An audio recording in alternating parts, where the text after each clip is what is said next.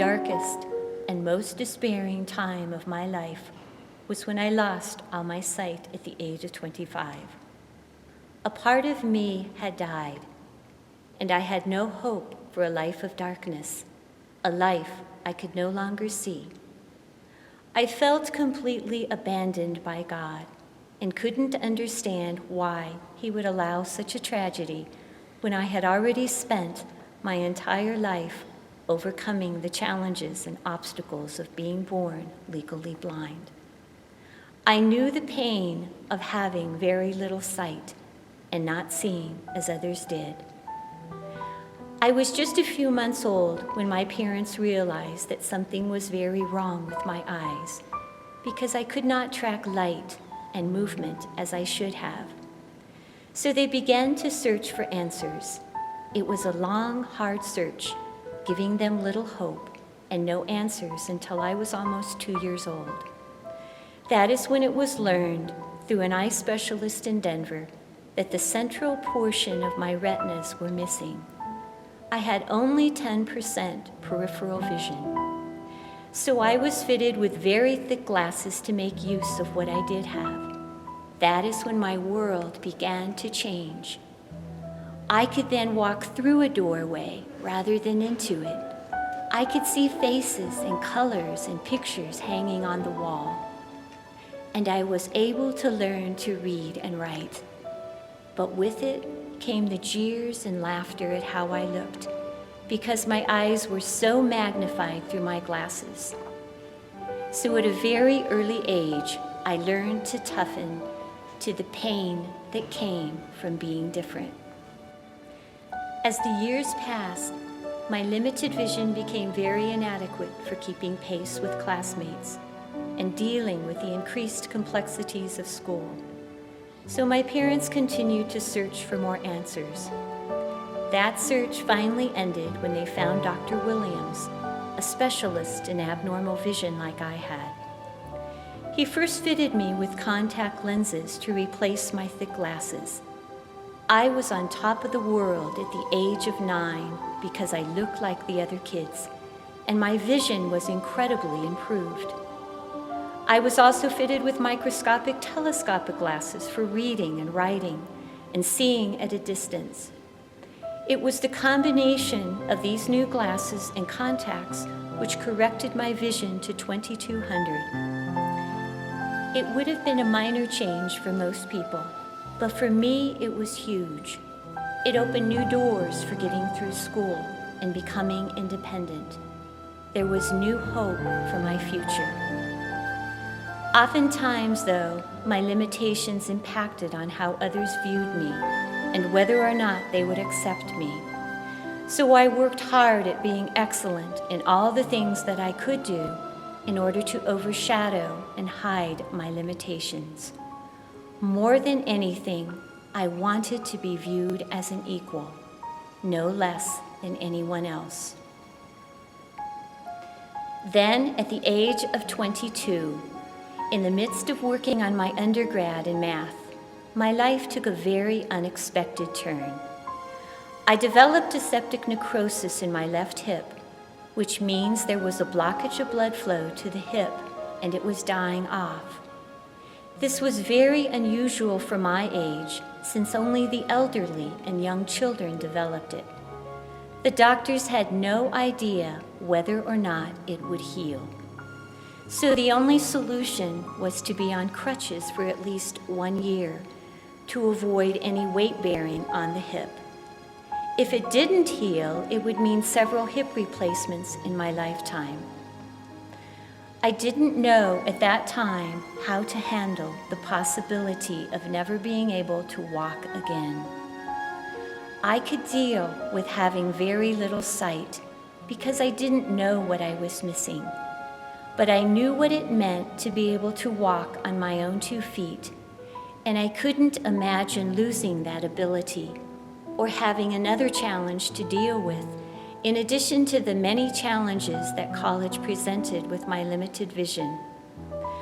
I wanted to be a math instructor and didn't want anything to interfere with that plan. It wasn't long, though, before I had to drop out of school because it was too difficult in the midst of the pain. It took incredible energy just to get through each day. It was a long haul, and it wasn't until 9 months later that my hip began to finally show signs of healing. Then, after 3 more months, I was finally off of the crutches and able to walk. How my eyes were opened to the many gifts we have and fail to recognize, like the gift of walking. I would never take such things for granted again, for what was here today might be gone tomorrow. That year was just the beginning of a barrage of illnesses which dramatically impacted my life. But the one which changed my life forever was the loss of my sight at the age of 25. I was still on crutches when my vision began to blur and diminish in very subtle ways. I was reassured that it was just temporary and caused by the stress of my aseptic necrosis.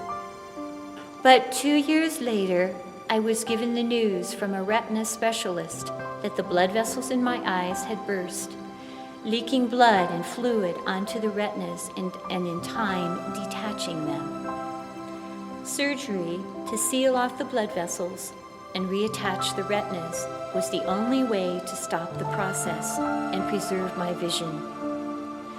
But after I had healed from the 2 surgeries and many months had passed, it became evident that my vision was not going to be restored. My world was not just temporarily changed, but permanently changed. I no longer could see shapes and figures, faces and colors.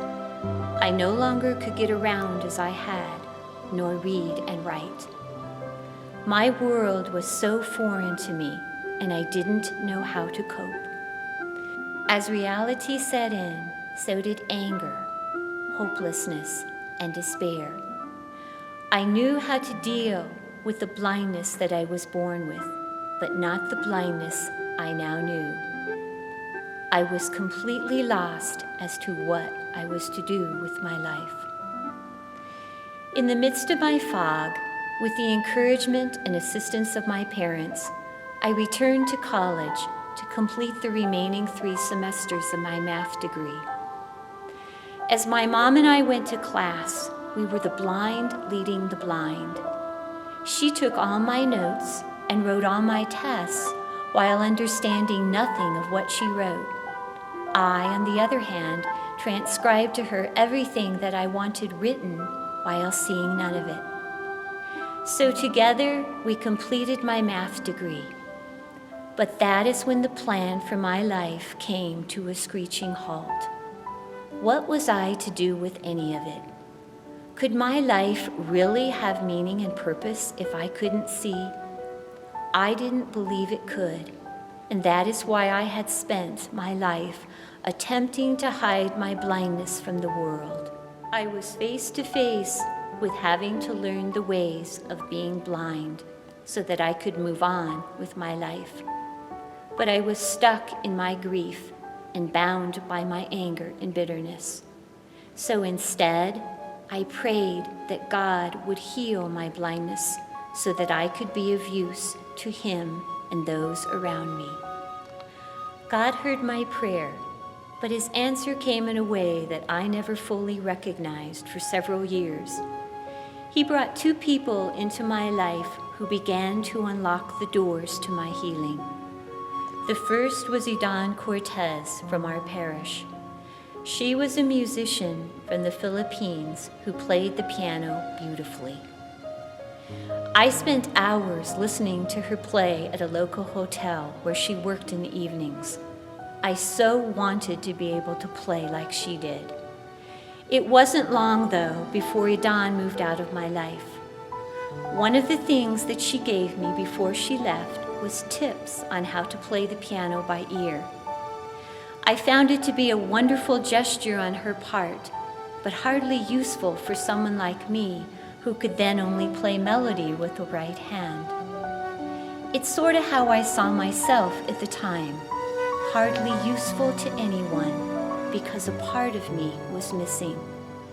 So my prayers for God's healing continued. Then one day, out of desperation, my mom asked Paula Joy, a friend from our parish who had a ministry in prayer and healing, if she might be able to help me. It was an incredible blessing because Paula gave me 3 things which were invaluable for my growth. First was my need to forgive. I needed to forgive God for the tragedy that He allowed and didn't take away. I needed to forgive my doctors who didn't do anything about my loss of sight until it was too late. And I needed to forgive myself for who I now was rather than who I wanted to be. That process began to break the chains of anger and bitterness which so ruled my life. The heaviness that hung over me began to lift. Even the physical pain that I still had after so many years began to diminish. Second, it was time for me to admit that I was blind. Paula would talk to me about being a blind person and even introduced me to others as being blind. It was incredibly painful to hear, but the world never ended because of it, nor did anyone reject me after they knew. As a matter of fact, it became easier for me to admit my needs and began to learn the ways of coping as a blind person. Yes, I really was blind, but the pain of it had lost its sting. Third, my value and worth had to be defined by God rather than by what I could or could not do with my life. It took a lot of time and prayer to truly believe this, but it's the step that opened my eyes of faith. I had no idea how my life would be of use to God or others, but I came to believe without a doubt that it was through my blindness that God would give my life meaning and purpose. With the help and support of Paula Joy, I went on to get my master's degree in counseling. We then worked together in private practice for several years. It was a wonderful opportunity to help others through their pain and suffering as I had been helped, and what a joy it was. As I learned to accept my blindness, I was able to share my story with others, and through it, they too could be healed. For the first time, my tragedy began to have meaning, and I could see a part of God's purpose through it. Dying to self in order to become gift for others, sharing in the cross of Christ. For many years, my blindness was a very heavy and painful cross. But as I embraced it and began to follow Christ's way of the cross, I came to know some of the joys and blessings that God had through it. One of those blessings was learning to play the piano by ear. It always brought me a lot of pleasure in being able to play the melody of a song I knew and then adding to it by using some of the tips Idan gave me. It's something I spent a lot of time doing because I found a lot of peace through it. It was meant only for myself, though, because I never thought my playing was good enough for anyone to hear. But eventually my mom and Paula wanted me to share it with others. I reluctantly agreed to do so, and I had no idea what that simple yes would really mean. I began playing prelude music on Sundays before Mass. I was absolutely amazed when people began telling how my music had touched them and how they felt the Lord's peace through it. I couldn't understand how my simple music could have such an impact on anyone. But as time passed, the stories grew, and my eyes were opened to see that it had nothing to do with me, but that it was God transforming my music so that hearts would be drawn to him through it. It was not my own, but God's gift to be shared with his people. Then, many years later, I felt very strongly that the Lord was calling me to record my music to help build his church. So Paula and I produced a CD to raise money for the building fund in our parish. It was an overwhelming success. Hundreds of people were touched through the music, and thousands of dollars were raised and given to our parish. That is when I finally began to see that God's plan was so much bigger. There wasn't to be just one CD, but many, with songs for all seasons and played with multiple instruments. It wasn't meant for only one parish, but for the entire body of Christ. It was for the glory of God and the growth of his church. And what better way to help build God's church than by supporting our seminarians, our future priests, those who give of themselves so that we might have the bread of life. How incredible is our God, and how far beyond all imagining are his ways. For it is when I embraced my blindness that I began to see the power of God through it, and his purpose has become so clear. Through the tragedy of my blindness, God has raised up a ministry of sacred music for his glory and the growth of his church. This is Colorado Springs Bishop Michael Sheridan. And what makes Vicky's music so attractive is its very simple style. The simplicity, the prayerfulness of Vicky's gift comes through in the songs she plays. And hearts, I think, are drawn closer to God, and the peace it brings to those who listen makes God's presence really tangible to them. And what helps to sell her music is her witness to the grace of God. The Lord took a tragedy in her life, the loss of her sight at the age of 25, and turned it into her greatest gift, not only for herself, but for the whole church. Vicky gives witness to hope for those who suffer loss, and assurance that God never abandons us in our suffering, but takes all things and turns them into good for those who love God.